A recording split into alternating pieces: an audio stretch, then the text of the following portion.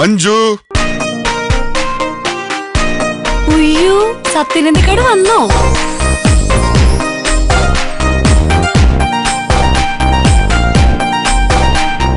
നല്ല best friends ആട്ടാ. മറ്റേത് കാര്യം പോലെ അല്ല സിനിമ. സിനിമ ചെയ്തില്ല എന്താ കുഴപ്പം? ഇങ്ങനെ ഭാര്യയെ പേടിച്ച് ജീവിക്കരുത്. അത് നമ്മൾ ഈ പുരുഷവർഗത്തിന് തന്നെ അപമാനമാണ്. അവളുടെ ചെലവിലാ ജീവിക്കുന്നത്.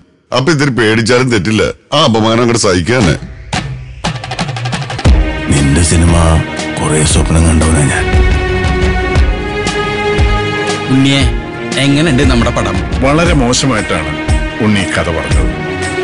10 സെന്റ് സ്ഥലം മേടിക്കുക, അതിൽ ചെറുതാണെങ്കിൽ ഒരു വീട് വെക്കാന്നുള്ളതൊക്കെ ഉണ്ണിയേട്ടന്റെ സിനിമ പോലെ എന്റെയും വിദൂര സ്വപ്നങ്ങളാ. ഇത്രയും കാലം ഞങ്ങളുടെ കൂടെ ഉണ്ടായിട്ടും ഈ മഹാനടനെ ഞങ്ങൾ തിരിച്ചറിഞ്ഞില്ല.